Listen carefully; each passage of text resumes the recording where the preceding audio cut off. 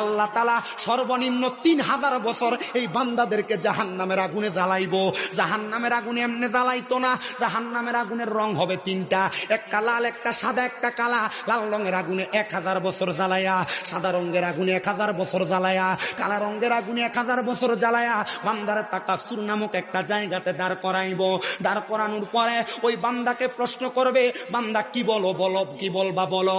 ওরে বন্ধু, আপনি কোন অন্যায় করলে কেউ যদি মাত্র 3টা বেতের বাড়ি দিয়ে আপনি আপনার অন্যায়ের কথা স্বীকার করবেন, তখন তো বান্দা মাফ চাওয়ার কথা, আল্লাহ আমারে মাফ করে দাও। বান্দা তখন মাফ চাইবে না, বান্দা 3বার বলবে পানি পানি পানি।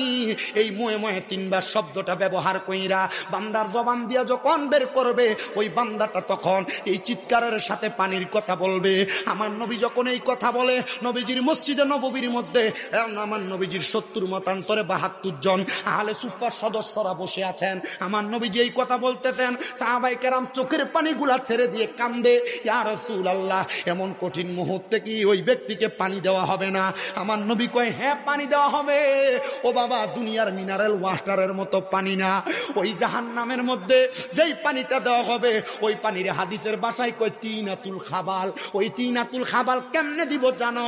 একটা গরম লোহার পাত্রকে, একটা মগেরে লোহার আগুনের কয়লা যেমন লাল প্রজ্বলিত থাকে, একটা লোহার পাত্রে এমন প্রজ্বলিত কইরা অন্যান্য জাহান্নামীদের রক্ত আর পুজে বোতলের মধ্যে, এই পানির পাত্রের মধ্যে করে বান্দাকে দেওয়া হবে। নবীজি, তারা কি এই পানিটা পান করবে? বলে হ্যাঁ পান করবে। নবী গো, তারা কেমনে পান করবে? রক্তপুষ তো মানুষ খাইতে পারে না, মানুষ এই রক্তপুষ গুলা কেমনে মুখের মধ্যে দিবে? বলে হ্যাঁ, যখন নাকের মধ্যে তৈরা তারা রক্তপুষ গুলা তাদের মুখের মধ্যে ঢাইলা দিবে, তাদের জিহ্বাটা গইলা, পেটের নাড়ি বুড়ি গুড়া গইলা তাদের বাথরুমের পায়খানা রাস্তা দিয়ে বের হয়ে যাবে। ও মুসলমান, নামাজ ছাইরা দাও তোমার বিষয়, রোজা ছাইরা দাও তোমার বিষয়, ইবাদত ছাইরা দাও তোমার বিষয়, হারাম খাও তোমার বিষয়। কবরে গেলে যদি এই শাস্তিগুলা মরণ থেকে ভোগ করতে পারো তোমার ব্যাপার। তুমি দুনিয়াতে বাঁচকা পাপে কাজ করো, আমার কোনো অসুবিধা নাই, গুনার কাজ করো অসুবিধা নাই, তবে মরার পরে শাস্তিগুলা সামান্যভাবে হইলেও উপভোগ করা লাগবে।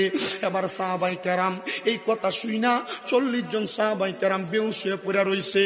আনাস ইবনে মালিক রাদিয়াল্লাহু তাআলা আনহু বলে, আমি তাকে দেখলাম বাকি 30 জন সাহাবী গড়াগড়ি করে কান্নাকাটি করতেছে।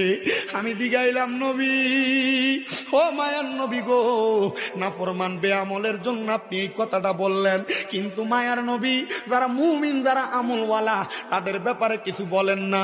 আমার নবী আল্লাহর কোরআনুল কারীম তেলাওয়াত করে শোনাই, ইন্নাল্লাযীনা আমানু ওয়া আমিলুস সালিহাতি উলাইকা হুম খায়রুল বারিয়াহ। নিশ্চয় যারা ঈমান আনে এবং নেক আমল করে, এরা হইল দুনিয়ার সবচাইতে উত্তম।